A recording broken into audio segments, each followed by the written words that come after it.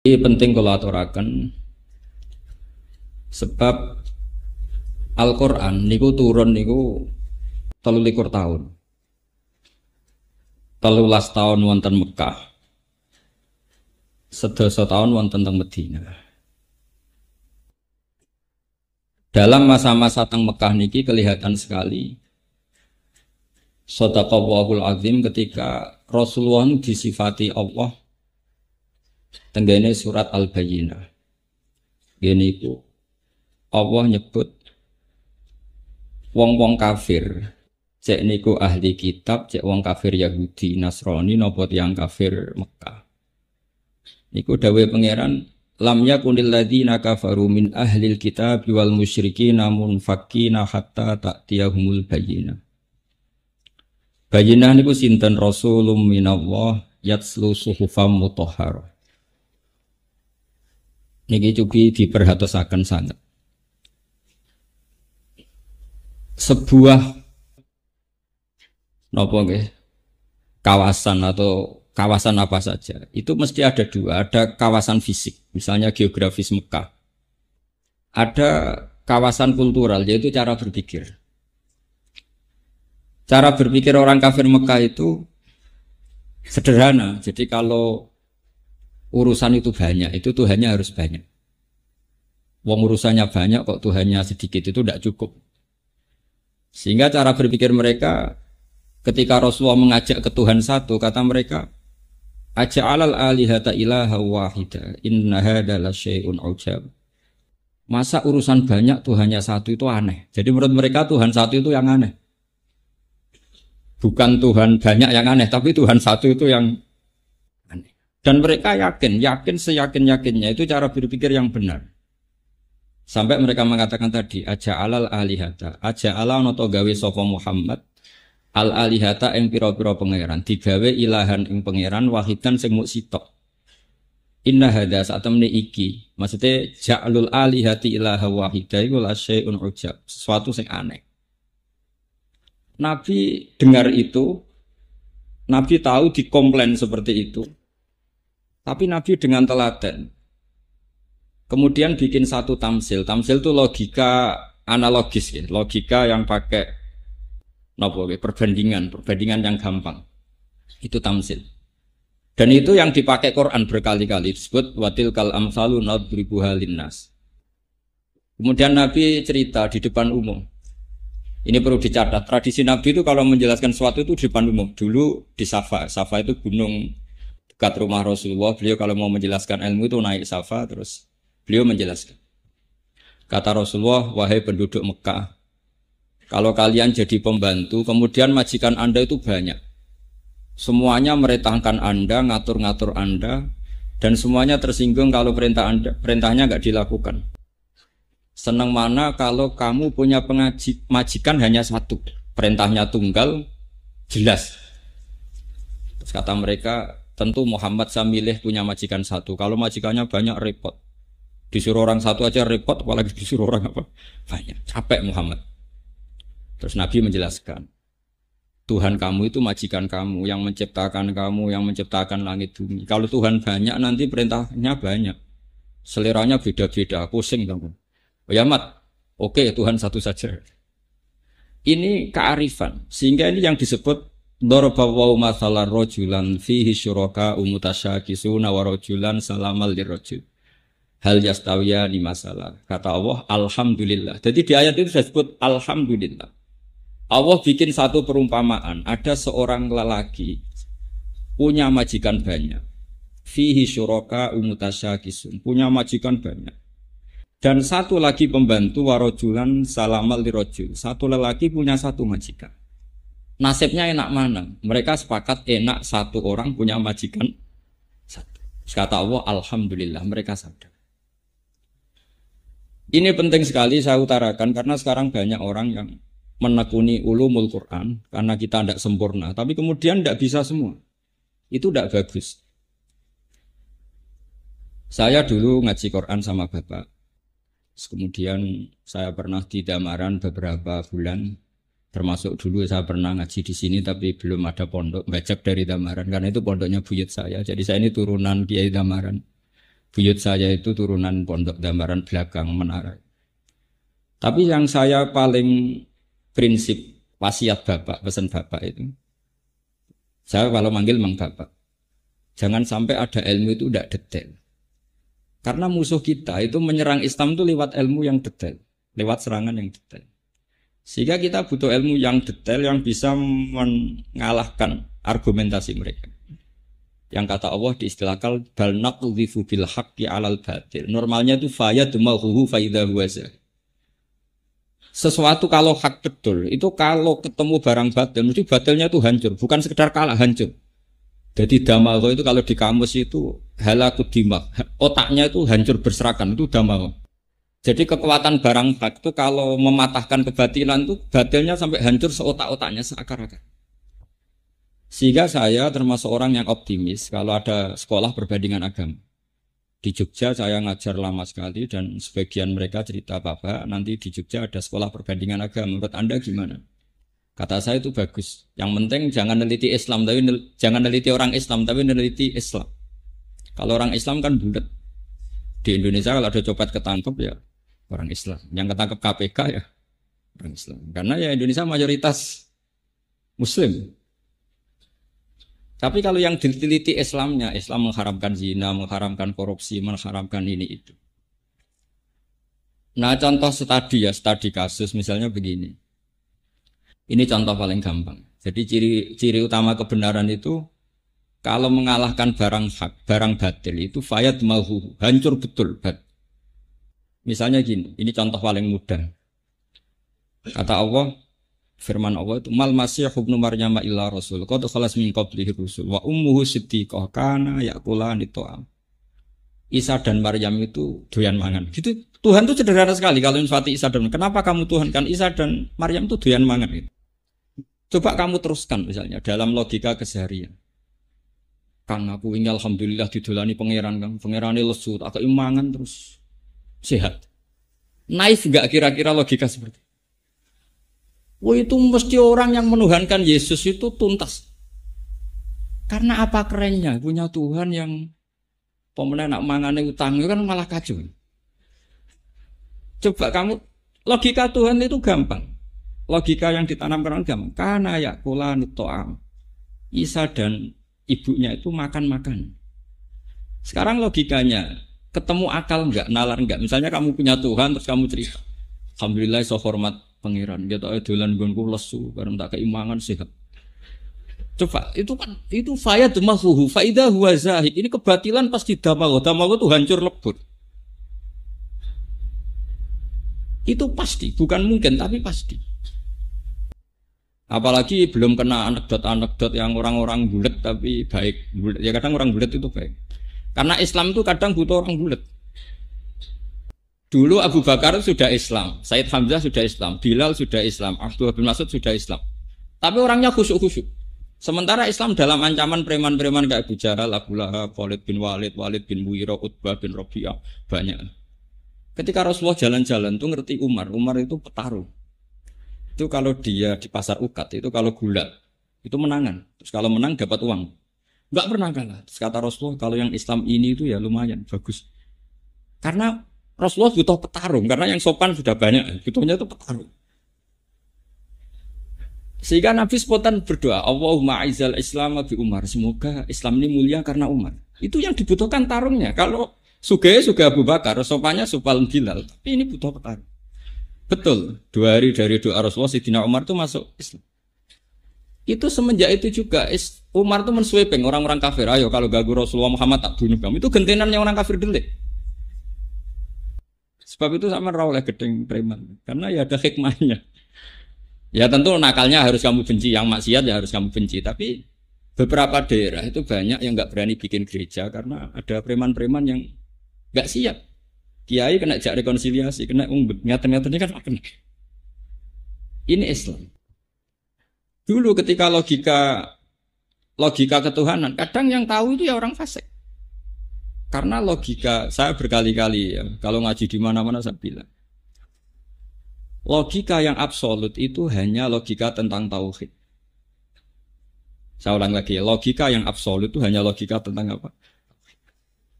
Ini mohon sekali dicerna. Saya ulang lagi ya. Bal naqdhifu bil haqqi 'alal batil fayadmahu fa idza huwa zahid. Sebagian ayat diredaksikan qul ja'al haqqu, kata Allah, wa ma yubdiul batil, dan barang batil itu tidak pernah muncul, wa ma yu'id, dan tidak akan kembali. Misalnya gini yang paling masyhur. Fir'aun itu ngaku sebagai Tuhan. Nabi Musa kata Musa, Tuhan itu yang menciptakan langit dan bumi. Fir'aun masih bisa menjawab. Setahu saya kalau saya jalan-jalan yang dituhankan saya. Ma'alim tulakum min ilahin huiri, kata Fir'aun. Kata Musa terus bilang gini, Tuhanku itu ada di langit. Kata Fir'aun, Haman ibni li sorhal ali abdul asbab. Masyhur itu, ya Haman ibni li sorhal ali abdul asbab. Haman, saya bikinkan piramida yang tinggi, saya mau melihat Tuhannya Musa. Apa betul dia punya Tuhan? Sehingga ini panjang. Kalau kesimpulan Tuhan itu siapa itu panjang. Kalau akan bikin piramida kemudian dilihat di langit. Akhirnya Musa itu ganti argumentasi. Enggak gitu. Gini aja gitu. Yang namanya Tuhan tuh yang nuhani kamu dan nenek moyang kamu. Itu spontan di majlis itu yang iman banyak sekali. Meskipun yaktumu imana, sebagian mereka menyembunyikan imannya. Karena mereka sadar kalau Fir'aun Tuhan, lalu yang nuhani nenek moyang dia siapa? Kan Tuhannya datang terlambat. Makanya ternyata mensifati Rabbus samawati wal ardi, mensifati Tuhan itu Tuhannya langit dan bumi itu tidak meruntuhkan Fir'aun. Padahal lebih keren, Tuhannya langit dan bumi itu kan kayaknya keren, langit bumi. Tapi itu belum meruntuhkan cara berpikir Fir'aun. Tapi ketika diingatkan, Rabbukum wa Rabbu abaikumul awalin, Tuhanmu dan yang menuhani leluhurmu. Hadirin mikir, kalau Fir'aun Tuhan, dia punya kakek, punya nenek, lalu neneknya Tuhannya siapa? Ini kan Tuhannya baru datang, terlambat. Berarti babanya tanpa Tuhan. Pangeran kok kedisian itu terus piye gitu. Lah ini namanya bal naqdhifu bil haqqi 'alal batil, pasti fayadmahu, pasti hancur. Nah ini yang saya mohon santri-santri Al-Ghuraba serius menekuni ini. Jadi nanti ada yang seriuskan ini, saya juga kadang-kadang disowani santri-santri sini banyak yang kuliah. Mungkin dalam banyak hal kuliah itu tidak mewakili ilmu tasawuf, tapi mewakili ilmu logika. Jadi saya mohon yang ahli pikir ya nekuni di pikir, yang ahli akhlak nekuni di akhlak, yang ahli apa nekuni di apa. Karena kita tidak pernah sempurna. Tapi saya jamin kamu cari logika yang hak. Saya ulang lagi ya, cari logika yang hak. Saya bersaksi betul Pak Mustamir ini sering derekno politiknya Mbah Mun. Dan saya muridnya Mbah Mun lama sekali. Saya disarang, saya ngajar saja 9 tahun zaman pondok. Misalnya begini, ini contoh gampang. Logika politik misalnya ya, ini contoh gampang. Betapa pentingnya logika yang absolut, yang hak. Dulu Islam masuk di Selat Malaka itu Singapura, Malaysia, Indonesia, Thailand itu bareng. Di Patani, di Thailand, saya pernah ke Thailand. Itu Islamnya milih Sufi, yes negara PPN. Mereka Sufi. Tahu-tahu negara ini dikelola non-Muslim. Akhirnya orang Islam jadi objek, jadi subordinat, jadi objek. Mereka bikin undang-undang yang merugikan Islam dan nganggap Islam itu problem. Karena mereka penguasa ya enak saja. Islam itu subversif, Islam itu ilegal. Dikuyo-kuyo, disiksa macam-macam. Beda dengan dulu istiadatnya Wali Songo. Ketika itu masih ada Majapahit, tapi Wali Songo sudah bikin Demak Bintoro. Supaya apa? Bikin negara. Kalau bikin negara kita ini punya syaukah, bukan diatur tapi mengatur. Setidaknya kita punya kecakapan mengatur. Betul. Demak Bintoro bikin negara sehingga mulai Wali Songo sampai sekarang ada tradisi ulama punya kecakapan ngatur negara. Dulu ada Pak Nasir, ada Kiai Haji Agus Salim. Era modern ada Gus Wahid, abahnya Gus Dur, ada Gus Dur. Sekarang di Rembang ketua DPR ya putrane Mbah Mun, Gus Kamil. Bupatinya teman saya Kaji Hafid. Sehingga sekarang itu kayak tempat-tempat prostitusi dikejar-kejar oleh Satpol PP, bandar narkoba dikejar-kejar polisi. Coba kalau kita abai sama negara, kemudian yang punya syaukah kekuasaan orang-orang dolim. Jangan-jangan orang soleh yang dikejar-kejar orang dolim. Nah ini namanya logika. Logika ini harus mantap sehingga kamu ijtihad itu an ilmin. Kalau kamu nekuni politik ya an ilmin. Begitu juga misalnya kamu nekuni ingin kaya raya, nggak apa-apa, asal an ilmin, yaitu tadi. Kebayang nggak misalnya santri hafid apal Quran, guru Cina. Guru Cina terus kadang kon goreng daging babi, kan tersiksa. Saya tuh punya temen, cerita saya, Gus saya ini ikut Cina. Itu perempuan cerita saya. Kalau nak goreng daging babi itu jadi tersiksa, Gus. Tersiksa itu kalau disuruh nganter anaknya ke gereja dan di situ belajar kemusyrikan. Dia masih ingat kaidah ngaji ar-ridho bil kufri kufrun, ridho kafir itu kufur. Nah, di sini terus banyak orang Islam yang ngotot. Orang Islam kudu kaya. Enggak apa-apa asal al-inmin. Yang ingin politik ya monggo supaya ada syaukatus soleh ala zalim. Yang soleh itu yang ngatur orang apa? Zalim. Jangan yang zalim ngatur orang apa? Soleh. Begitu seterusnya dalam wilayah. Fil ilmi juga gitu. Misalnya saya lebih nekuni ilmu. Saya teruskan lagi tadi yang masalah hatta ta'tiyahumul bayyinah. Ciri utama Rasul itu adalah orang yang bisa menjadikan orang kafir itu tercerabut dari akar kekafiran. Bisa munfakin, bisa infikak, bisa mereka tercerabut dari akar kekafiran. Yaitu tadi, mereka dari punya Tuhan banyak, dijelaskan sama Nabi, kalau Tuhan kamu banyak, itu seperti kamu punya majikan banyak, perintahnya beda-beda, kalau enggak kamu turuti marah. Mau enggak kamu punya majikan banyak? Ya enggak mau Muhammad, enakan majikan satu. Itu disebut napa? Darabahu masalah rajulan fihi napa? Syuraka mutasyakisuna wa rajulan salaman lirajul. Terus sudah mereka berhenti dari menuhankan Tuhan yang banyak.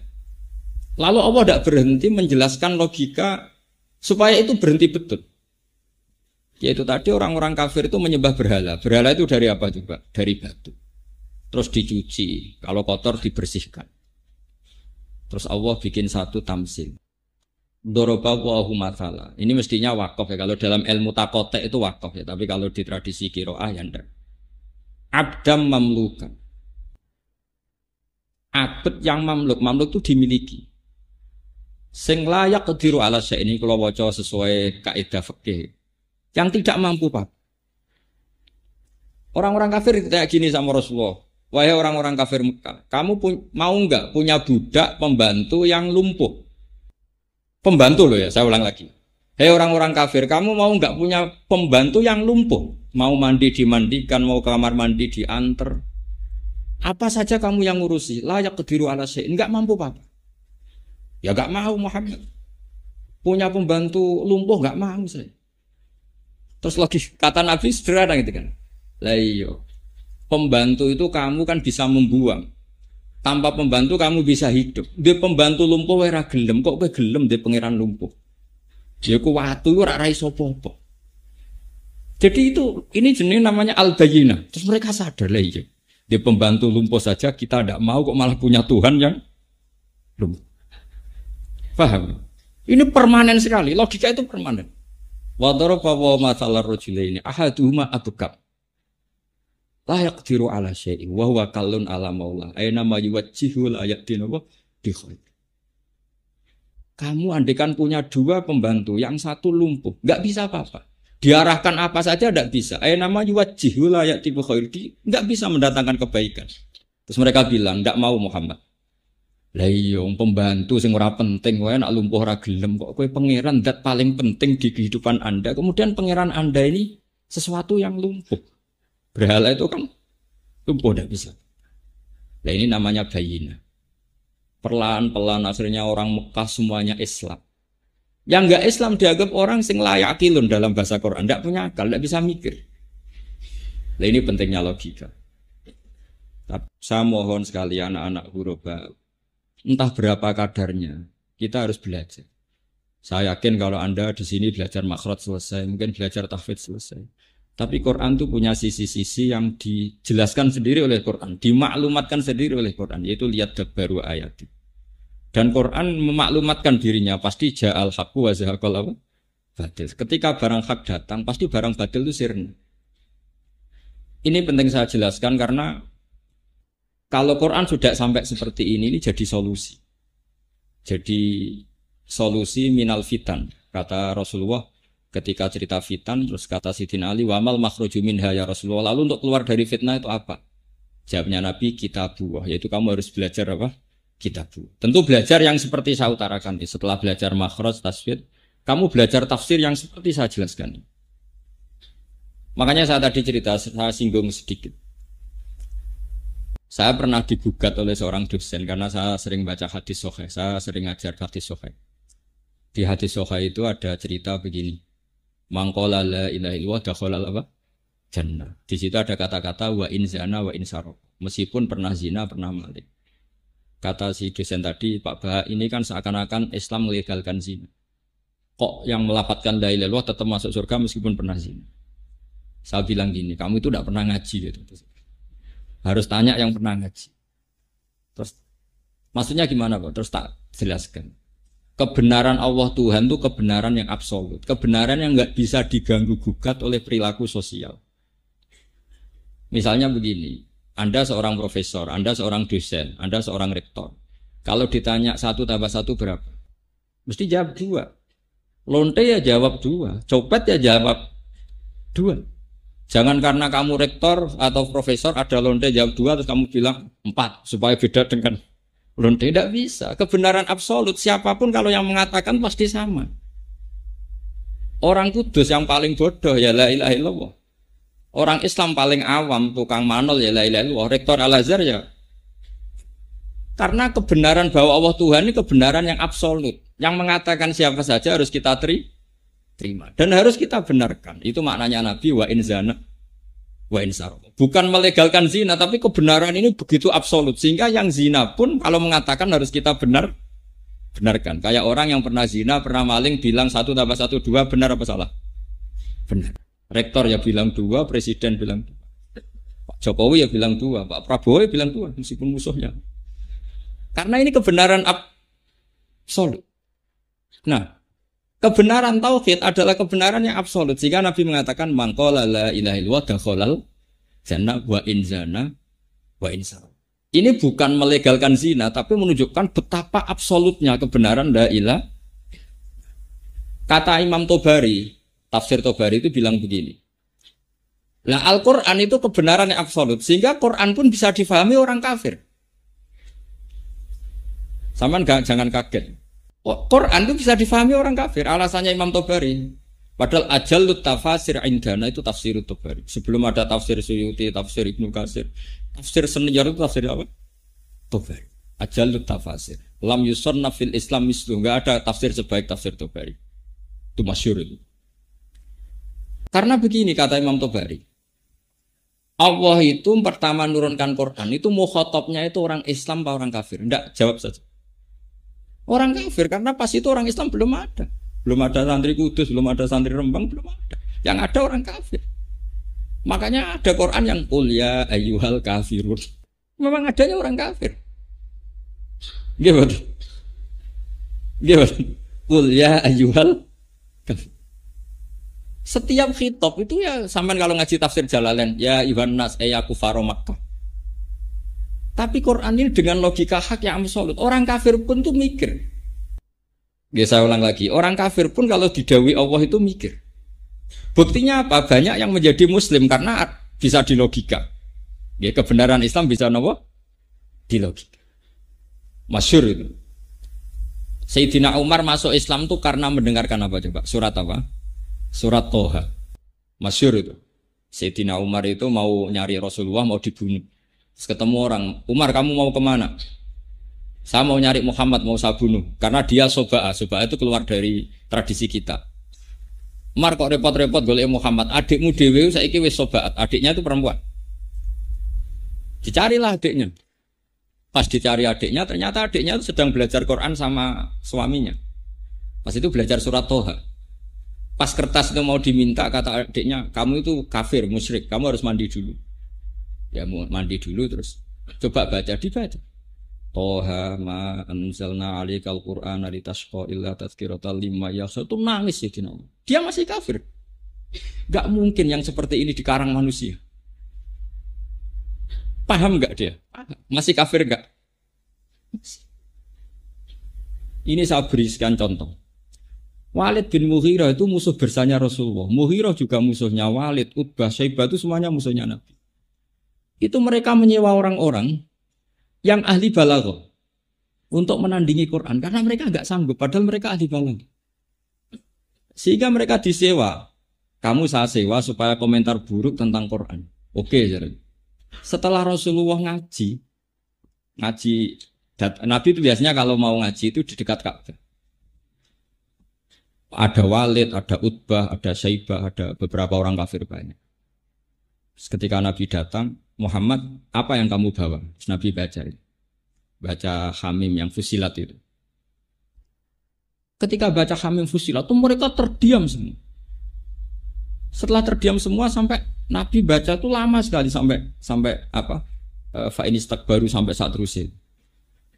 Kalau saya memberikan kamu dan kamu menolak, maka angdzartukum sha'iqatam mithla sha'iqati 'adi wa tsamud, kata Nabi. Jika saya peringatkan kok menolak, maka kamu akan saya beri peringatan.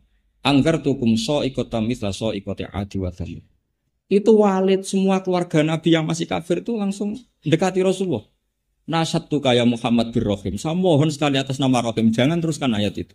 Nanti kita kena azab kayak kaum Ad dan Samud. Kafir mereka. Takut sama ancamannya. Oh, itu kan aneh, mereka minta sendiri, berdebat terbuka, tapi setelah dibacakan nggak bisa menyaingi. Singkat cerita, lama-lama mereka nyewa orang, namanya itu Musailama Al-Kadzdzab. Dan baca Musailimah, pokoknya bangsa Musailama Al-Kadzdzab. Disewa. Disuruh ngarang Quran. Setelah ngarang, ya misalnya ngarang nadiri wadhariyati dzarwa fal hamilati wiqra fal jariyati isra. Dia nyandingin itu lucu. Wazariati zar'a wal hasidati hasda fattokhinati tohna, terus fal khabizati khubza. Jadi wazariat demi perempuan-perempuan sing nandur, terus wal hasidat demi perempuan-perempuan sing kok sing manen. Setelah dipanen itu wal khabizat demi perempuan-perempuan yang bikin roti. Setelah itu wattomiat demi perempuan-perempuan yang makan. Itu yang nyewa saja kecil. Iku omongan opo? Lalu kualitasnya di mana? Yang nyewa saja janggal. Padahal diberi paket. Ini Alam Nasroh. Saingi. Dia bilang ad-difda ubad-difda wa ma adroka mad-difda. Surat Fil disaingi. Al-filu mal-fil wa ma adroka mal-fil lahu khurtumun tawil wa dhil. Itu yang nyewa saja janggal. Lalu setelah kita tahu gajah itu apa, hebatnya di mana? Beda dengan Quran. Quran itu kalau cerita balaghahnya mutu, kualitas kesejarahannya yang mutu dengan lafadz yang mutu. Misalnya alam taro kaifa fa'ala rabbuka bi ashabil fil. Apa kamu tidak melihat bagaimana Tuhan memperlakukan ashabil fil? Itu ada nilai kesejarahannya. Rasulullah itu lahir di tahun gajah. Ini kalau tak cerita sebentar. Sehingga Rasulullah itu orang-orang yang zaman itu, yang sepuh-sepuh itu menyaksikan. Kalau tak cerita sedikit biar sampean kenapa dimulai dari alam taro. Apakah kamu tidak melihat? Abraha itu raja Yaman. Bikin Ka'bah tandingan. Karena Ka'bah itu prospek secara ekonomi. Ya, sampai sekarang makanya banyak orang menjual Ka'bah. Mulai dulu Ka'bah itu dihitung secara prospek secara ekonomi. Sehingga Raja Habasyah itu bikin Ka'bah tandingan. Sehingga cerita orang Quraisy yang masih kafir, tapi yang menghormati Ka'bah di sini, terus gak terima, terus ingin menghancurkan Ka'bah. Sehingga cerita si Abraha ini naik kuda, naik apa? Gajah, paling besar. Semuanya pakai gajah. Setelah masuk daerah Mekah di Muhassar itu, Wadi Muhassar itu nemuin Abdul Muthalib.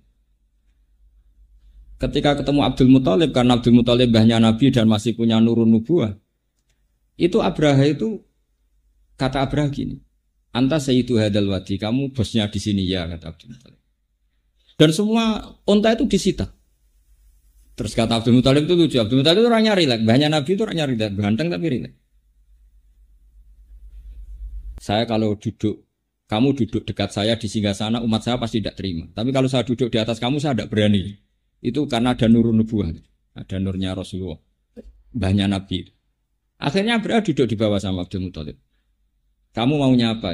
Kata Abdul Muthalib, itu loh, unta yang kamu tawan itu kembalikan ke saya. Terus diguyu-guyu sama Abraha. Saya itu gedun hormat sama kamu. Satu Mekah itu hormatnya sama Ka'bah. Hartanya dikasihkan saya, yang penting saya tidak ngerobohkan Ka'bah. Ini kamu yang katanya ketua, malah yang kamu pikir unta kamu sendiri, gak mikir. Jadi kadang orang rileks itu tauhidnya lebih besar. Kata Abdul Muthalib itu lucu, jawabnya gini. Inna lihadzal baiti rabban hamahu. Loh, onta itu milik saya, makanya yang penting onta. Kalau Ka'bah itu ada yang punya, pasti dilindungi yang punya, itu udah urusan saya.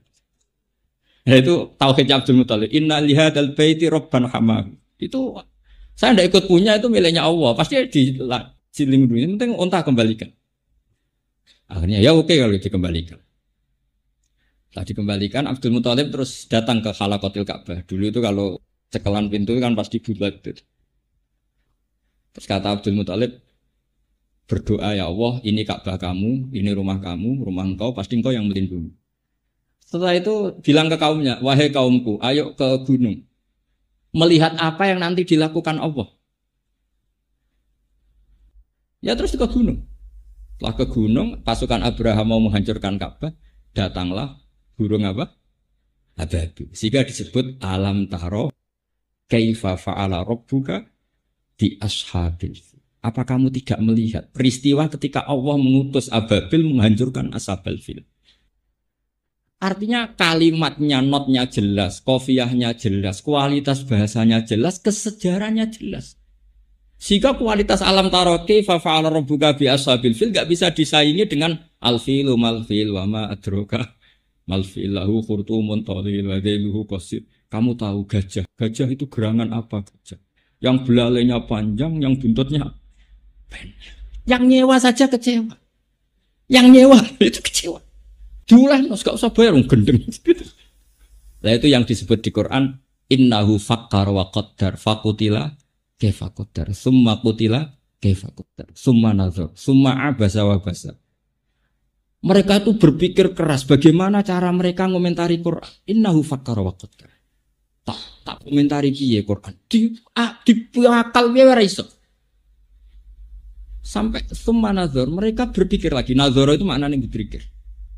Bareng ra ketemu, summa abasa. Abasa itu merengut. Basaro ya merengut. Jadi abasa itu merengut. Basar yang disuruh order saja lama sekali. Karena memang enggak mendapatkan celah kekurangan. Makanya saya mohon sekali, kalau saya tadi kan bilang al-bayyinah. Jadi kalau jenengan ngaji Pak Mustamir, kok misalnya beliau sakta, ya sama harus ikut sakta. Meskipun tidak tahu ilmunya. Tapi setelah itu kamu harus belajar, kenapa sih harus sakta. Andai kan nggak ada sakta, maka Quran itu kualitas balaghahnya itu drop turun. Mungkin nggak mutu. Misalnya begini, contoh saya sering mencontohkan. Tentu kita pertama terima saja dari guru. Misalnya fa'idha min al-jidasi ila rabbi mansinur qalu ya wailana mempa'atsana mimmar qadina atau sakta hadza ma wa'adar rahman. Ketika orang-orang kafir ini bangun dari kuburan, itu mereka tanya, mempa'atsana mimmar qadina. Siapa sih yang bangkitkan kita dari tidur kita? Tentu yang ngomong ini qail yang sa'il, mustafhim. Terus hadza ma wa'adar rahman adalah malaikat yang menjawab, yang membangunkan kamu adalah Allah yang Rahman. Berarti qailul awal adalah orang kafir yang bangun dari kubur. Yang qail maqalah saniyah adalah malaikat yang menjawab. Berhubung qailnya beda, ditaktek, diputus pakai sak. Paham? Coba andaikan enggak kamu sakta. Mamba'tsana mimar qadina hadza kan kacau. Sapa sing nangekno aku, sing nangekno pangeran kan ngomong-ngomong dhewe dijawab-jawab. Oh itu kan kacau. Meskipun kamu enggak perlu tahu ilmunya sakta, pokoknya nurut sih. Sama seperti di awal surat Kahfi.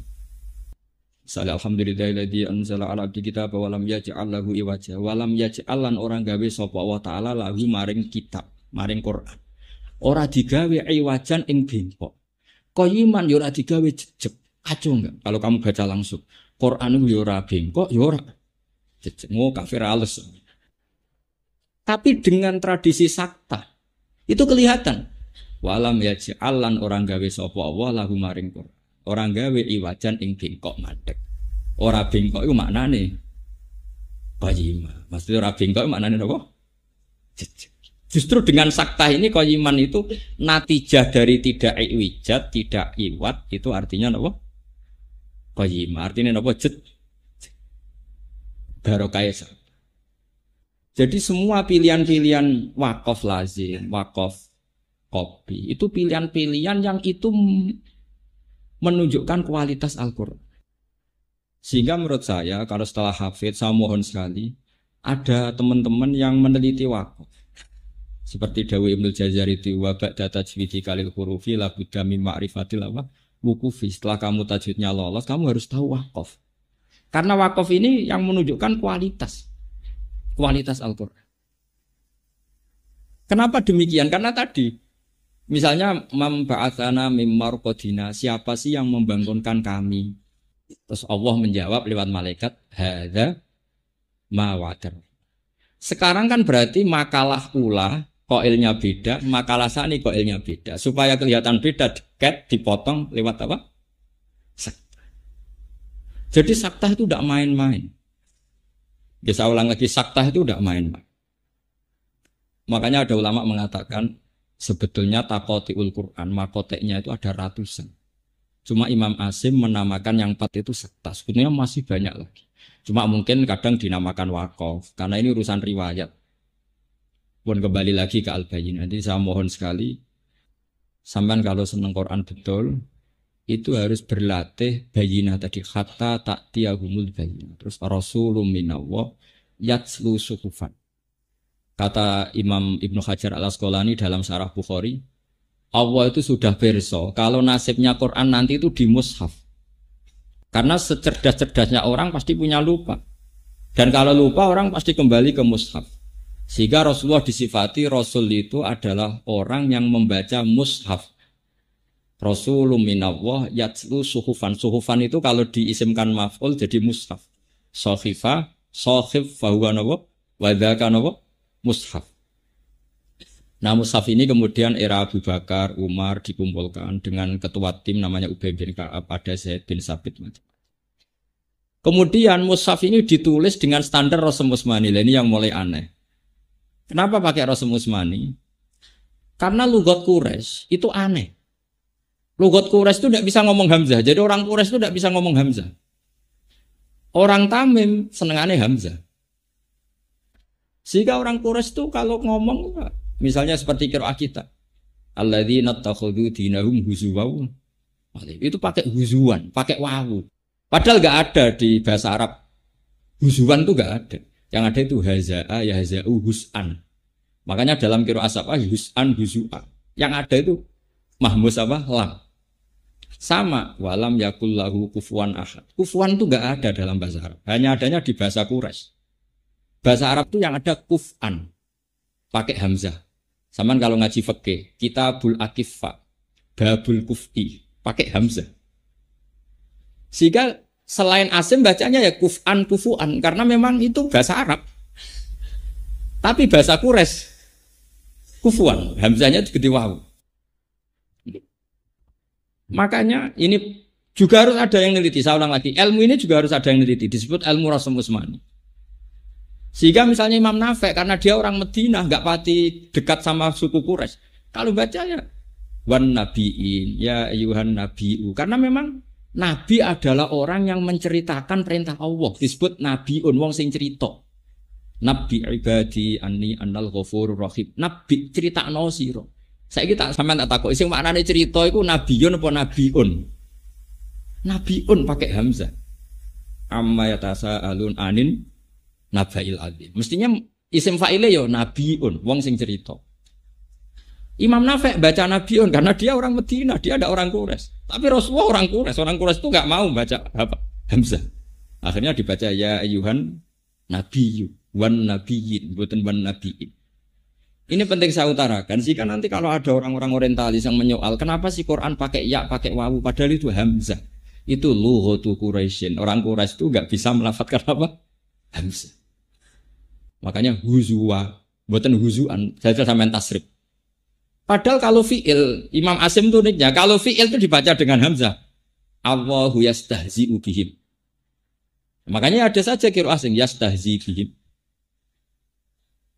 Nah, tapi orang Quraisy ini karena tokoh-tokoh besar menang. Sampai ada iqlal. Sampai saya tak iqlal misalnya. Amana yu'minu imanan fahuwa mu'min coba. Amana asluhu a'mana. Ala wasni af'ala.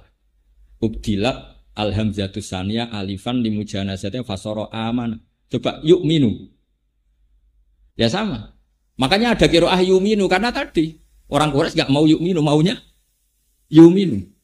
Lah lucunya kalau imanan harusnya kan amana yuminu imanan, dielal iman. Makanya kalau ada qiraah mesti ya hamzah itu dibaca 2 kali. Misalnya qul ara'aytum ma tad'una min dunillah aruni madza khalaqum minal ardi am lahum syirkum fis samawati tuni. Kalau fis samawat itu nih karena logikanya ikti kan gitu ya. Ikti hamzah. Saya ulang lagi, ikti itu hamzah. Kemudian ada kasroh sebelum hamzah. Untuk limunasabatil kasroh hamzah diganti apa? Ya akhirnya itu nih, paham ya? Itu normal. Jadi meskipun kalau kamu latihan sabah, pokoknya anut guru. Saya ulang lagi, pokoknya anut guru. Tapi kita yang belajar ilal itu normal, kenapa? Normal secara kesejarahan, normal. Buktinya tadi, kenapa ikti diganti iti? Karena ada kasroh. Kasroh itu menuntut ya. Makanya ikti jadi apa? Itu nih sama. Akmana yu'minu ikmanan. Terus diganti apa? Imanan. Karena apa? Ada kasroh, berarti munasabahnya apa? Ya. Ini penting saya utarakan. Sehingga nanti orang-orang barat mau nyoal Quran dari segi makna yang nggak bisa, dari segi lughat juga nggak bisa, dari segi Rasm Utsmani juga nggak bisa. Khawatir saya itu punya tulisan tentang Rasm Utsmani. Di antara guru-guru saya yang saya beri tentu Mbah Mun, keluarga Yambu ya saya kasih, termasuk Pak Mustamir ya saya aturi. Kenapa belum terjual di pasar? Saya itu masih belum ingin tuh terjual di pasar. Entah kalau suatu nanti ya. Yang penting tuh saya mentarbiyah. Beberapa teman yang seneng nekuni itu tahu. Karena Quran sing jame ini sebagian cara Allah menjaga itu lewat mushaf. Disebut Rasm Utsmani karena Allah mensifati Rasulun minallah yatslu suhufam. Terus kedua contoh itu lasta alihim bimusaitir. Itu di bahasa Arab, saitoro itu tidak ada yang pakai sot. Sampai cari munjid, cari kamus marbawi, cari kamus apa aja nggak ada bahasa Arab saitoro itu. Yang ada itu saitoro pakai sin. Imam Asim tahu itu karena beliau orang alim. Tapi riwayat gurunya baca sot. Makanya terus akhirnya ditulis sot atasnya sin. Kalau nggak terbaca ditulis sin di bawahnya. Wawaw yakbidu wayab sutu ditulis sot atasnya dikasih sin. Kalau yang nggak terbaca sinnya di bawah sot. Karena Imam Asim tahu ini masalah, cara bahasa Arab itu masalah. Tapi secara riwayat harus seperti itu. Makanya tengah-tengah ditulis sot dikasih apa? Sin. Kalau sinnya terbaca diletakkan di atas, kalau nggak terbaca diletakkan di bawah. Itu ilmu yang jelimet tapi harus ada yang jaga. Saya termasuk orang yang menekuni itu. Bukan apa-apa, karena ini balaghah. Jadi nanti orang mengkritik Quran itu tidak punya tempat. Kok zaman sampeyan Rasulullah zaman Sugeng itu yang kritik Quran itu ya banyak.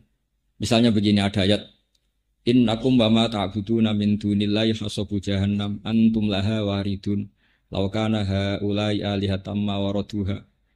Padahal Allah jelas jauh pakai ma itu li ghairil akil untuk yang enggak punya akal. Innakum satamne sira kabeh wa malan barang. Mestine wa malan barang.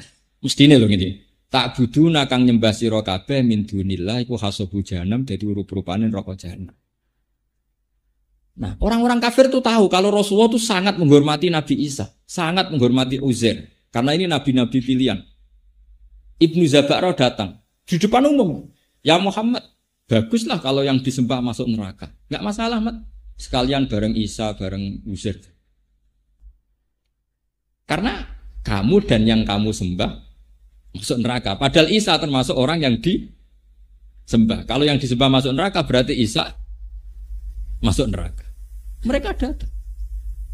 Terus akhirnya dijawab sama Allah, innal ladzina sabaqat lahum minnal husna ulaika anha mubad. Jadi saya mohon sekali sama santri-santri di sini, apalagi di sini dinamakan huruf ba. Ciri utama huruf ba itu bada dinu horiban wa sa'udu horiban kama bada fatuban apa? Ilmu ini sudah aneh. Dan yang melajari mungkin ya orang-orang aneh. Saya ini termasuk orang aneh. Yang melajari gitu kan tidak ada untungnya. Tapi ini penting. Karena kalau kita tidak melajari huzuan, kamu nanti disoal oleh orang pakar-pakar balaghah, pakar-pakar lughat. Gak ada di kamus huzuan. Karena ini mahmus lam, haza'ah. Kufuan yang gak ada. Yang ada itu kafa'ah. Mahmus apa?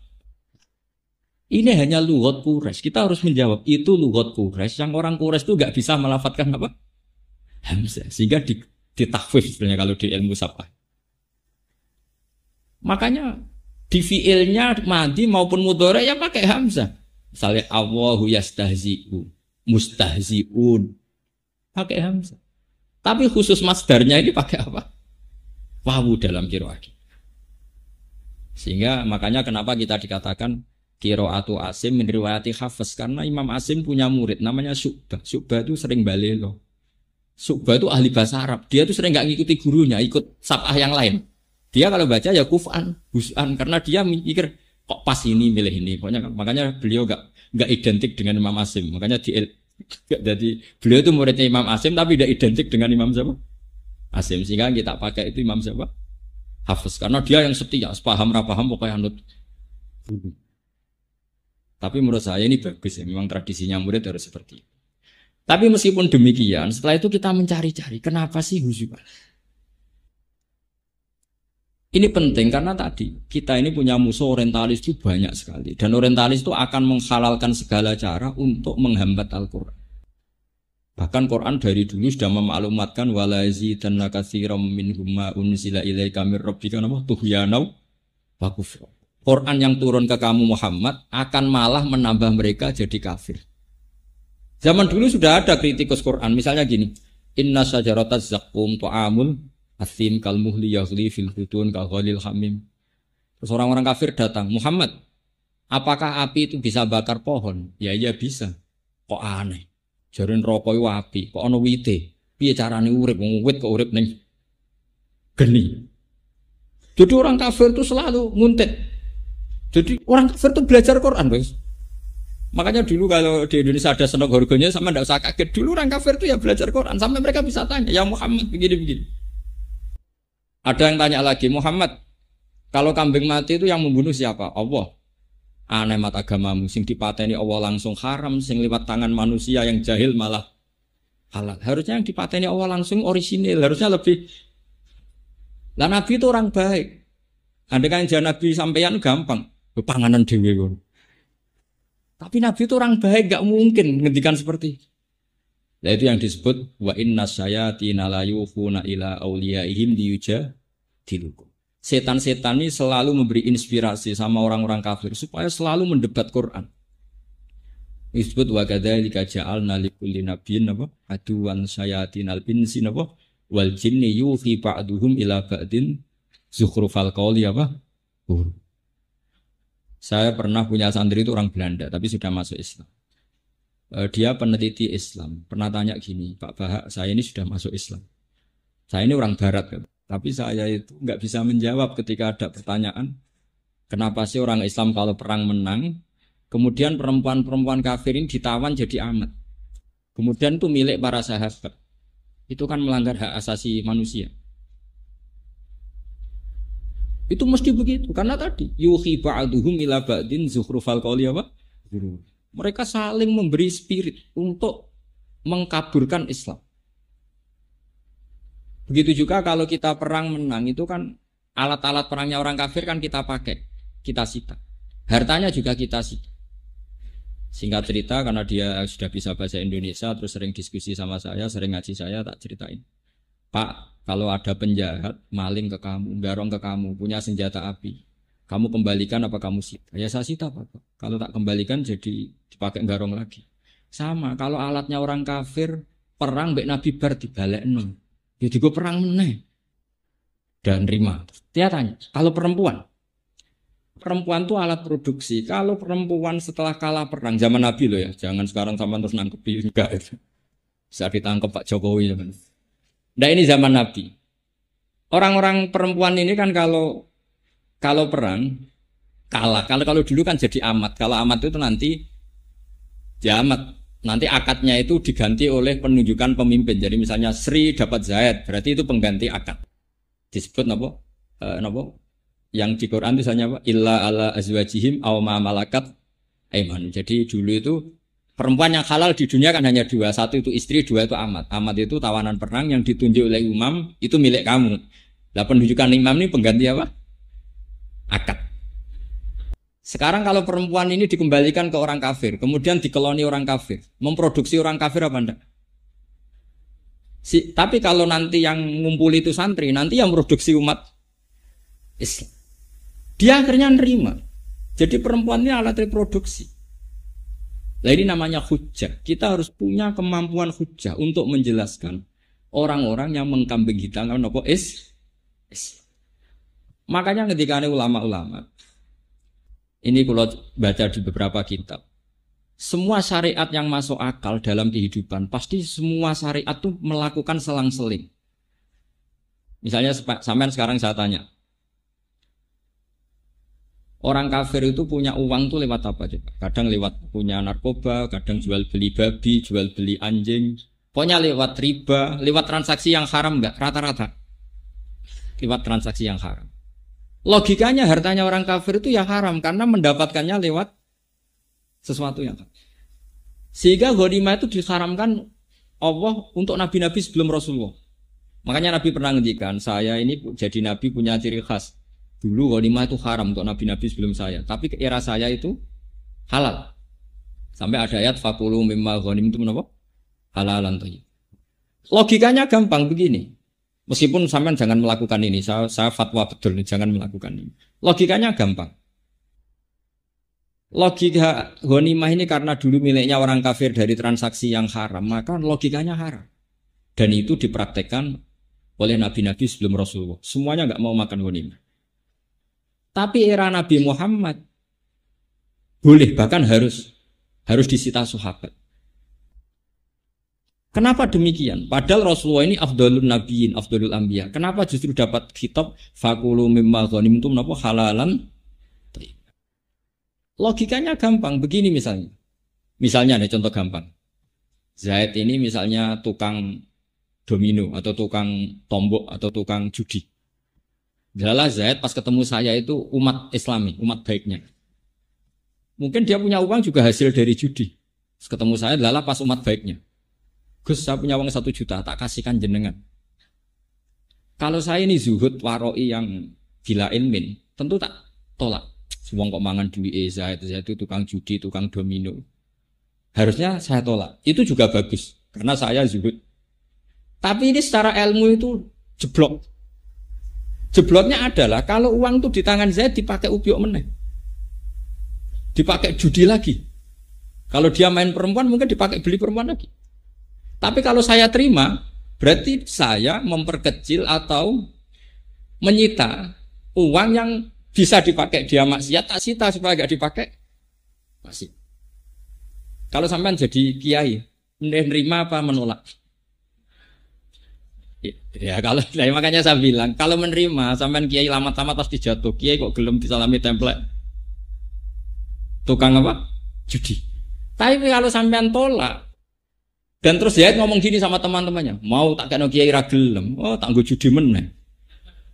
Piye-piye digo judi meneh mergo sampean tolak. Coba kalau uang itu dalam penguasaan Anda. Mungkin gue manakipan kan gitu. Ini masalah-masalah yang sudah jelimet menurut fikih. Makanya disebut faqulu mimma ghanimtum halalan thayyibah. Yaitu setidaknya kalau hartanya orang kafir disita itu tidak dipakai alat kekafiran. Ini pun harus kita pelajari sehingga kita tahu duduk perkaranya. Kenapa sih ghanimah itu halal? Padahal min amwalil kuffar yang notabene dari cara-cara yang hak. Pokoknya saya mohon sekali ya di sini ada kiai jenengan, wonten Pak Mustamir, terus di Sarang banyak orang alim, di Kudus juga banyak, di mana-mana banyak. Saya mohon sekali kesempatan itu digunakan. Kalau kamu mencintai Quran, saya yakin sudah mewakafkan waktu untuk ngapalkan, untuk belajar tajwid, belajar macam-macam. Tapi saya mohon sekali, ada 1-2 ayat yang menjadi mental Anda. Karena dulu di antara doanya Nabi yang diajarkan ke Abu Bakar itu, waj'alil Qur'ana mukhi wa asbi wa azmi wa sya'ri wa lahmi. Sebagian riwayat itu wa takhlitahu bidami wa asbi wa ruhi wa mukhi wa azmi. Dan Quran ini ya Allah campurkan menjadi darah saya, sumsum saya, mental saya. Misalnya begini yang saya alami ya, ini saya tahadus begini yang saya alami. Misalnya ada ayat qul bi fadlillah wa bi rahmati fa bidzalika falyafrah. atas nama fadlnya Allah, rahmatnya Allah, kamu itu yang senang. Saya itu belum pernah sholat tidak senang. Karena logikanya gampang. Orang sampai maksiat melihat dangdutan itu ya cari senang. Orang sampai demenan ya cari senang. Orang maksiat itu rata-rata cari senang. Quran tahu kalau orang maksiat itu cari senang. Makanya Quran bilang, kalau kamu jadi orang baik ya senang. Sehingga kalau kamu sudah senang, nggak ingin cari senang yang lewat maksiat. Ini penting saya utarakan. Sehingga orang-orang alim dulu itu kalau nazuman, kalau bersyair, itu ya kayak yang dilakukan Habib Syahid. Laula kaya zinatal wujudi matoba aisi wala wujudi wala taron namtu fi sholati wala ruku'i wala sujudi. Andekan ndak ajaranmu ya Rasulullah, saya tidak akan hidup itu bahagia. Wala taron namtu fi sholatin, saya ndak akan nyanyi-nyanyi dalam sholat saya. Taron itu nyanyi-nyanyi kecil. Tidak usah dipraktekkan, nanti sholat kamu batal. Yang penting taron itu seneng banget sampai kayak agak-agak nyanyi. Wala ruku itu kalau sholat tuh seneng sekali. Caranya seneng gimana? Dilatih. Lah pelatihan ini yang diajarkan Imam Ghazali. Misalnya begini, Imam Ghazali kalau ngelatih itu sederhana sekali. Kalau kamu punya masalah banyak, utang banyak, nggak ada orang yang percaya, semua ada masalah. Datang saja kamu ke kuburan. Ini kata Imam Ghazali dalam kitab Ihya. Terus kamu bilang gini, ya Allah, semua yang mati ini itu ingin kembali ke dunia. Hanya karena ingin sujud kepadamu ya Allah. Semua ingin kembali ke dunia karena ingin melafadzkan la ilaha illallah Muhammadur Rasulullah. Dan saya masih di dunia. Coba, andai kan orang Fir'aun, semua orang kafir yang mati di seluruh dunia, mintanya dikembalikan ke dunia itu ingin melafadzkan apa? La ilaha illallah Muhammadur Rasulullah. Dan kita masih di dunia. Sehingga terus kita merasa nikmat ketika kita sujud nikmat. Ya Allah, sujud ini yang akan menyelamatkan saya dari neraka. Sujud ini ya Allah, kenangan terbaik saya saat saya nanti di akhirat. Lalu akhirnya sempurna. Alhamdulillah Gusti, ketika orang lain nikmati maksiat, saya nikmati sujud ini. Alhamdulillah ya Allah, jenengan sangoni kula mbek sujud. Wah, akhirnya asik. Sajadalaka wajhi wa sam'i wa basori terus. Akhirnya nikmati betul. Nah kalau orang sudah asik seperti ini akan jauh dari maksiat bukan karena terpaksa, karena sudah asik dengan kebenaran. Itu disebut qul bi fadlillah wa bi rahmatihi fa bidzalika falyafrahu. Ini solusi. Nah yang saya inginkan di sini adalah kamu punya kebenaran itu kebenaran yang solutif. Makanya saya mohon sekali teman-teman muslim yang politik isniyati ada syauqatus sholeh ala zalim. Barokahnya ada partai-partai Islam, banyak umat Islam yang ngatur perda. Ono Satpol PP bedaki lonte, bedaki penyakit masyarakat. Coba kalau yang mimpin mereka, sesuai sing soleh sing dibedaki. Kayak Islam di Thailand yang Jumatan dibedaki, yang di Rohingya itu Myanmar itu. Barokahnya kiai-kiai politik, alhamdulillah. Meskipun sampai ndak harus ikut politik, ngerti logikanya. Mosok Mbah Hasim derek Masumi ora ngerti, Mbah Mun derek P3, Pak Mustamir mboten ngerti, mesti perso. An ilmin, semuanya itu karena ilmu. Meskipun Anda tidak harus ikut karena Anda tidak bakat, atau orang bakal dadi lah cara nyalon. Tapi sementing ngerti logikanya, sehingga gampang husnudzon sama orang-orang soleh. Nah ini menurut saya semua ilmu itu sampai bayina, itu hatta ta'tiyahumul apa? Jangan sampai ilmu itu lamat-lamat. Bahaya kalau ilmu lamat-lamat. Nanti tidak punya kekuatan hujjah. Nah, ilmu yang bisa mengalahkan kebatilan adalah ilmu yang diceritakan di Quran tadi. Bal naqdhifu bil haqqi 'alal batil mesti fayadmahu fa idza huwa zahiq. Kayak tadi. Ketika Isa disifati tukang makan, kana yakulani to'a. Wah, itu naif semua sudah. Mau didolani pengiran alhamdulillah iso nyogati. Mau malah tak bontoti ketok seneng. Paling tinggal sahur. Kowe gelem di pengiran sing sifatnya seperti itu. Oh naif kan. Artinya apa? Kalau nanti ada sekolah perbandingan agama, kemudian mereka baca Quran, di situ ada kenaifan-kenaifan, ironis-ironis, di mana selain Allah itu nggak mungkin jadi Tuhan, mereka rata-rata masuk Islam. Makanya Anggrono belajar Islamologi, pendeta-pendeta, biarawati banyak yang masuk Islam karena logika Quran itu nggak akan terkalahkan. Pasti bal naqdhifu bil haqqi 'alal batil mesti fayadmahu mesti faidha huwa napa? Makanya masyhur itu dalam guyonan-guyonan, yaitu anekdot tapi ya harus penting. Jadi ada orang Nasrani itu peneliti Islam. Katanya Muhammad kekasih Allah, kok perang Uhud kalah? Masa kekasihnya dikasih kalah? Jadi yang Islam pinter. Tuhan punya watak gitu. Melihat anaknya disalib ya dibiarin. Itu kan wajib. Karena menurut Nasrani itu Yesus itu anak Tuhan dan menurut mereka mati di salib. Akhirnya, asem. ini hujah. Ya hujah memang mulai dulu seperti itu. Ya kayak tadi. Rabbukum wa rabbu abaikumul awal.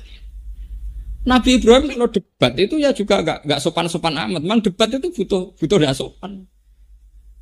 Masyhur itu. Jadi di hari Lebaran, hari pesta itu semuanya keberangkatan.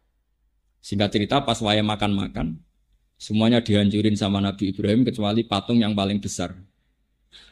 Singkat cerita terus mereka tanya, siapa yang melakukan ini? Kata mereka, qalu sami'na fata yazkuruhum yuqalu lahu napa? Ibrahim, paling Ibrahim sing biasa ngenyek berhala Ibrahim dipanggil. Kamu yang melakukan ini. Jadi Ibrahim tanya sama yang bawa petel. Jadi ketuane. Wong kok goblok gitu. Wis ngerti ra iso omong pernah kok iki. Itu yang mereka goblok-goblok Nabi Ibrahim.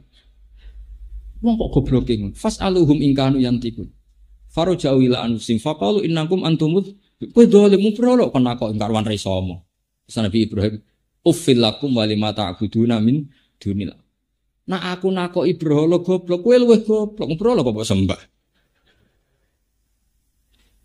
Ya kayak tadi, kalau kamu punya budak, abdam mamlukan, budak itu kan tidak penting, pembantu itu tidak penting, itu saja kamu nggak mau. Yang jenis layak diru ala syai'i wa huwa kallun ala maula. Wis ra iso popong repotno, nama yuwajjihu layati bi khair di arahno piye ra iso penting, ra iso positif, ra iso manfaat. Nak pembantu wae harus yang cakep. Kok pangeran malah ora cakep? Itu terus piye? Akhirnya mereka do masuk napa Islam. Makanya Quran ditutup alhamdulillah. Setiap membuat tamsil itu Quran menutup alhamdulillah. Daraba wa masalar rajulan fihi syuraka mutasyagisuna wa rajulan salamal lirajul. Hal yastawiyani masalah napa alhamdulillah. Yang terakhir kalau ada cerita hadisnya Kanjeng Nabi Muhammad sallallahu alaihi wasallam. Nabi itu kalau menjelaskan fatalnya syirik itu juga gampang sekali. Kenapa saya bilang gampang-gampang terus? Karena ini ciri khasnya Quran. Walaqad yassarnal Qur'ana lidzikri fahal mim. Quran itu mudah, logikanya ya mudah, bacaannya ya mudah. Kata Nabi begini. Hadis ini termasuk favorit saya hafalkan. Kamu itu jangan pernah menyembah selain Allah. Masalu dzalika masalu rajulin ishtara 'abdan min khalisi mali. Biwarikin au dhahabin faja'a la ya'malu wa yu'addi hullatahu ila ghairi sayyidi fa ayyukum sarrahu dzalik fa ayyukum sarrahu ayyakuna abduhu kadzalik. Orang yang menyembah selain Allah itu ibarat gini, kamu punya uang kamu khalisi mali itu uang kamu sendiri, kemudian uang kamu sendiri kamu belikan budak atau pembantu. Kalau sekarang mungkin nggak ada budak, kamu bayari, kamu yang gaji. Kemudian budak ini bekerja untuk orang lain. Hasilnya juga dikasihkan orang. Misalnya kayak bayar pembantu, bareng ngono nyetrikakno wong liya, nyapu omahe wong liya, nyupiri mobil wong liya, gak tahu setor sampean, aneh kan? Terus kata orang-orang kafir, nak aku dibudak ngono mata gecek. Lah iya, terus Allah bilang gini. Terus Kanjeng Nabi dijawab ngeten, Allah iku pangeranem sing rumat kuwe. Sing ngekeki kowe dhuwit, ngekeki rezeki, ngekeki lemah, ngekeki tanah, ngekeki banyu, ngekeki fasilitas. Terus kowe ora nyembah sing ngekeki, nyembah wong liya. Sadar iya. Itu jadi kan, lah iya kamu itu beli budak kemudian bekerja untuk orang lain, mantel enggak? Mantel. Karena kamu merasa yang beri, saya yang memberi kok. Sama. Pangeranmu sing gawe bumi, gawe langit, gawe fasilitas untuk Anda semua. Kemudian Anda menyembah selain Allah. Itu fair enggak? Enggak fair Muhammad. Alhamdulillah. Mereka akhirnya masuk napa? Jadi kalau suwon di antara sifat Quran itu wal kitabil mubin, demi kitab sing punya kemampuan menjelaskan. Al mubin itu menjelaskan. Sehingga kebenaran sesulit apapun kalau dijelaskan itu menjadi jelas. Nah, menjadi jelas disebut bal huwa ayatum bayyinatun fi suduril ladzina utul ilm. Quran adalah ayat yang begitu jelas kebenarannya di dadanya orang-orang yang punya apa? Makanya saya ini senang sekali kalau baca apa diceritani wonten putrane Pak Mustamir tentang Mesir, tentang Saram. Sedanten iki harus menjadi turunan sing zuriyatam ba'duhan apa? Karena syaraful aba itu bisyarafil abna. Jadi kalau di Jawa itu salah adat. Sebenarnya mulyane wong tua karek mulyane anak. Jangan dibalik. Bapaknya kiai alim, anaknya katut mulya tapi ora kepengin alim, itu salah.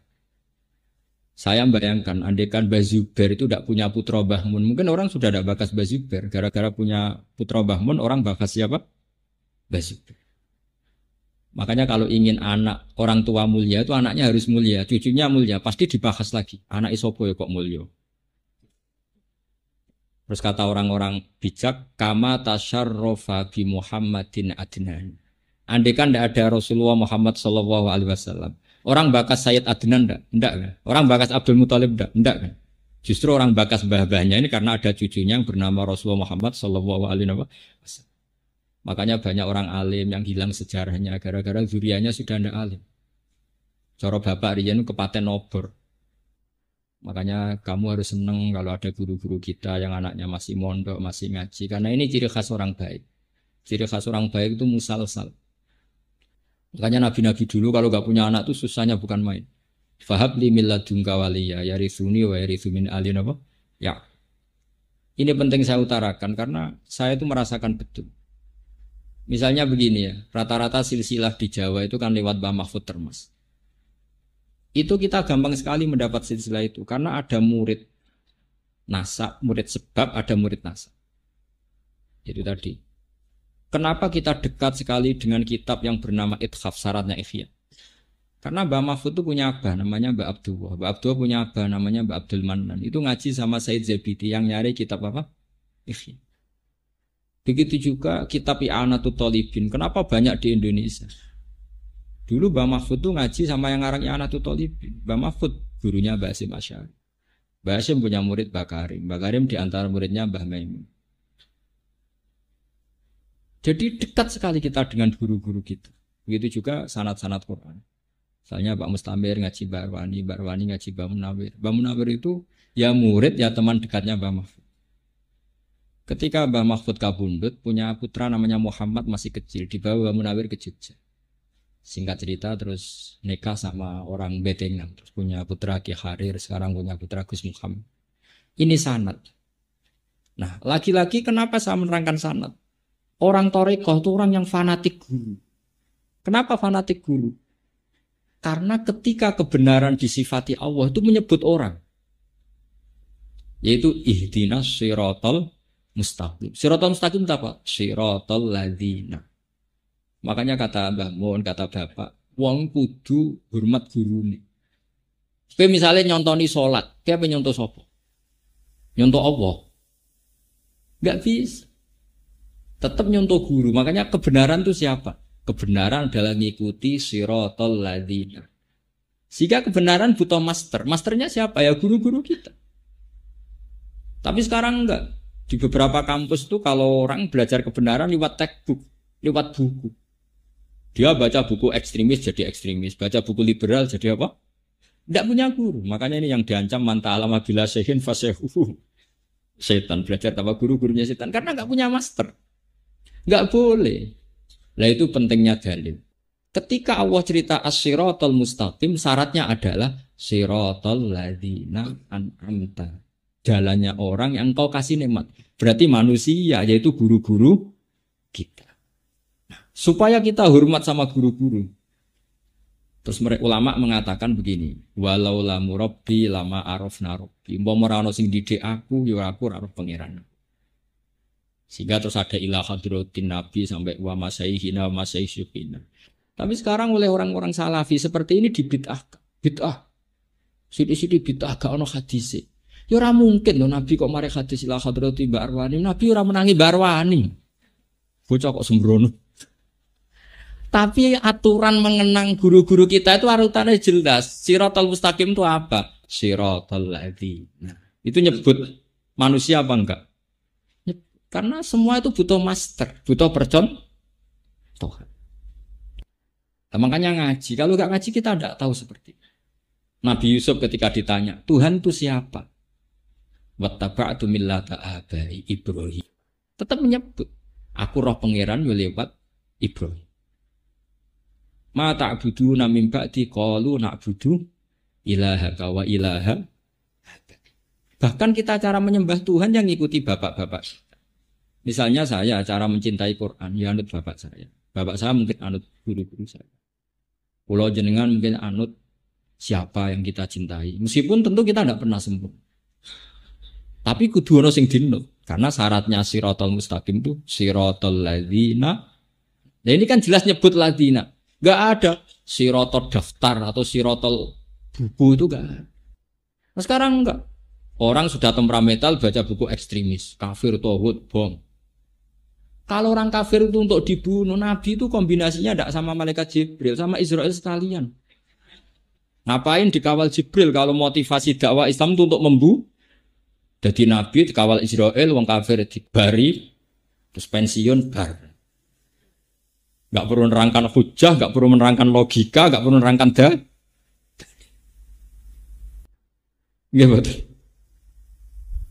Jadi guru ini penting. Kalau enggak, coba orang-orang yang jadi ekstremis ataupun liberal, rata-rata punya guru apa pakai textbook, pakai buku.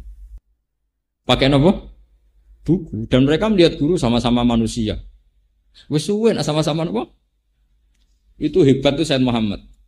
Sayyid Muhammad tuh kalau ngeritik Wahabi itu bagus. Saya punya kitab Mafahim Yajibu Antus Sokhai. Dan sering saya kaji. Kata anak Sayyid Muhammad gini. Kalau kamu taklid buta, maka kamu ya mirip-mirip orang kafir. Orang kafir itu sampai kafir karena inna wajadna apa? Abana. Kita seperti ini niru bapak-bapak kita. Tapi kalau kamu anti wasilah, kalau orang Islam berdoa kan Allahumma bihaqi Rasulillah Mustafa ya Rabbi bin Mustafa balil maqasidana. Alasan orang-orang Wahabi kan, kamu gak usah wasilah, Nabi juga manusia, wali-wali juga manusia. Kata Sayyid Muhammad, dulu di antara ciri khas orang kafir adalah kalau ngomentari Nabi adalah in antum illa basarum misluna, kamu juga manusia seperti kita. Oh itu hebat. Jadi kita didikiring kowe aja geman dadi anti wasilah. Mergo komentar Nabi juga manusia, kiai juga. Dulu orang kafir kalau benci Nabi komentar apa? Hei para nabi, kamu juga manusia seperti kita. Nah, dengan tradisi menghormati guru di atas rata-rata, berarti kamu keluar dari tradisi orang kafir. Paham sih kalau maksud? Makanya pulau suwon nih mungkin apa? Pulau suwon sekali, terus pulau senang sangat sakit belajar bersama sama jenengan. Yang penting setelah hafal tuh saya mohon sekali ini pesanin Nabi bahwa balighu ani walau ayat. Terus ada ayat 2 ayat yang jadi malakah kamu, jadi watak. Misalnya kalau kamu ingin lomo sakhok, punya pokoknya orang baik itu yang wa mimma razaqnahum yunfiqun, memberi bukan diberi. Setidaknya kamu berusaha. Meskipun saya hafid, meskipun apa ya punya mental memberi. Jangan ngandalo payu semaan itu.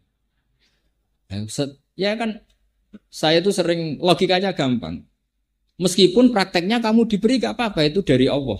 Tapi yang penting mental kita itu yunfik, ingin soal prakteknya diberi gak apa-apa, itu haknya Allah. Jadi dilatih semua yang dikatakan Allah itu jadi mental kita. Lho kula niku jujur mawon ya. Saya mencintai Quran itu macam-macam, termasuk saya itu neliti Rasul Utsman. Kenapa saya teliti? Karena tadi kalau nanti kita tidak diteliti, kemudian sekarang banyak kamus asriyah. Kamus modern itu sudah yang ngarang rata-rata ada alim, sehingga gak memasukkan madatul kalimah huzuan. Karena taunya mereka huzuan atau huz'an, kuf'an atau kufu'an. Lama-lama orang bilang huzuan itu gak ada dalam bahasa Arab. Terus orang iskal dengan Quran. Kita harus ngomong terus seperti kitab Itqan. Kitab Itqan karangannya Imam Suyuti, kemudian diringkes oleh abahnya Sayyid Muhammad, namanya Zubdatul Itqan. Oleh Sayyid Muhammad diringkes lagi namanya Al-Qawaid Al-Asasiyah fi Ulumil Quran. Itu di situ diterangkan silsilah bahasa Quraisy. Kalau ndak nanti orang menuduh Quran ini nggak ada. Itu repot. Itu kan seperti begini ya, saya contohkan. Ada orang latihan nahwu. Tanya ke saya, Gus, kenapa di Quran tuh wakanat minal qonitin?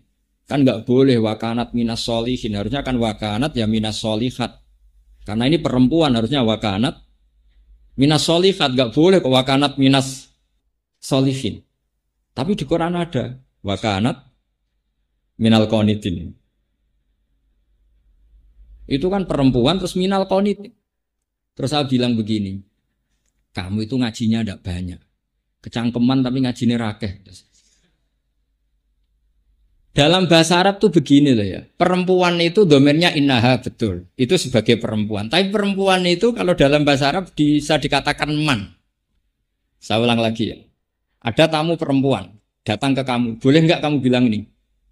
Ja'a apa ro'a itu misalnya man ja'a. Boleh nggak? Boleh. Karena man itu bisa untuk lelaki, bisa untuk sekarang kaum. Kaum juga iya. Innaha kanas min qaumin kafirin. Perempuan itu termasuk kaum enggak? Termasuk. Makanya kalau wakanas minal qonitin wakanat minal qaumi sing al qonitin. Karena perempuan termasuk apa? Kaum. Saya ulang lagi, misalnya gini. Sayyidah Khadijah itu perempuan apa lelaki? Enggak, jawab saja. Perempuan. Di semua riwayat ketika Nabi ketakutan setelah ketemu malaikat Jibril, Sayyidah Nabi bilangnya apa? Dathiruni, zammiluni. Itu pakai khitab mudzakkar. Coba, if'alu itu mufrad apa mudzakkar? Mudzakkar jamak kan? Karena apa? Nabi tahu Khadijah itu perempuan, tapi statusnya al-ahlu keluarga. Nah, dengan status keluarga ini beliau itu domirnya jamak mudzakkar. Sehingga Nabi bilang Dassiruni, zammiluni. Hei keluargaku, aku kemuli. Andai kan Nabi melihat beliau statusnya perempuan kan Dassirini, zammilini, if'ali, idribi. Ini juga harus kita ngomong. Harus ada orang yang spesialis meneliti sorof seperti ini. Karena nanti kalau ndak dikira wakanas minal qonitin itu ndak fasohah. Karena harusnya wakanas minal qonitin. Itu pun harus ada yang ngomong. Meskipun tidak semua orang ahli, tentu semua orang nggak sempurna. Saya pun tidak sempurna dan tidak akan pernah sempurna. Tapi ngomong, setidaknya ini nanti dicatat. Ada yang rekam, ada yang nyatat. Terus eling. Oh ternyata dalam domir seperti Nabi dan para sahabat kalau nyolati mayat perempuan pun bilang hu. Allahumma firlahu wa afi wa fu'adu. Itu dibajuri. Karena hu itu artinya mayat. Mayat itu yashmalu dzakar wal atau biiradatil mayit awi syakhsi. Di Quran juga sama. Di Quran itu semua perintah umum domirnya itu mudzakkar. Misalnya innalladzina amanu, innalladzina kafaru. Terus misalnya, mau aku enggak masuk, itu kan ladzina kan untuk mudzakkar, kafaru mudzakkar. Saya perempuan enggak. Harusnya innallahi kafarna, innallahi amanna. Ya Quran berarti harus dua kali semua dong. Hudal lil muttaqin, hudal lil muttaq. Apa? Muttaqin. Muttaqiyat ya berarti apa? Terus diulang lagi. Alladzina yu'minuna bil ghaibi diulang Allah yu'minuna bil ghaibi wa yuqimuna shalat diulang wa yuqimnas shalat wa mimma razaqnahum yunfikna kan kalau domennya perang bukan yunfikun tapi yo kacau. Misalnya ya ayyuhan nasu ubudu rabbakum diulang lagi. Rabbakunna alladzi khalaqakunna. Ya tidak ada seperti itu dalam bahasa Arab. Kalau nyebut lelaki itu perempuan masuk. Karena domir lelaki ini untuk kaum. Kaum itu satu lughot atau satu lafaz yang lelaki yang masuk, perempuan ya. Makanya disebut innaha kanat min qaumin kafirin. Bahwa Bilqis adalah termasuk kaum yang kafir. Ini perlu saya katakan karena tadi apapun kontribusi Anda entah lewat istiqomah kados Pak Mustamir, nopo lewat membolehkan anak-anak kuliah ngapalkan Quran. Ini semuanya itu ijtihad. Ada yang bodoh Quran nggak nerima anak sekolah biar fokus. Ada yang nerima, wong kepengen ngapal kok ora oleh. Ada yang setengah nerima, setengah enggak lewat seleksi, semacam-macam. Sementing itu tidak hadzun nafsi. Semua itu dielain apa? Kalimat. Saya sekarang sedang menulis Muskilu I'rabil Quran. Saya punya kitab karangannya Abu Thalib Al-Makki. Namanya Muskilu I'rabil Quran. Sesuatu yang mengiskalkan dalam i'rabnya Quran. Termasuk menjawab seperti itu. Tujuannya apa? Biar nanti orang orientalis. Sekarang itu kan Quran dikaji di McGill di mana-mana. Mereka nanti bisa ngomong. Quran katanya umum, ternyata semua domirnya mudzakkar. Alladzina yu'minuna bil ghaibi. Lalu yang perempuan masuk di mana? Repot. Tapi lewat ngaji-ngaji ilmu balaghah kamu tahu. Ya, saya ulang lagi ya, lelaki atau perempuan namanya kaum. Baila adin akhum huda, kaum ad misalnya. Kaum itu umum. Lah umum ini domirnya lelaki. Berarti kalau bilang domir lelaki adalah yasmadul dzakar napa wal. Ya, kalau nyuwun ngapunten ingkang kathah, billahi taufiq hidayah. Assalamualaikum warahmatullahi wabarakatuh.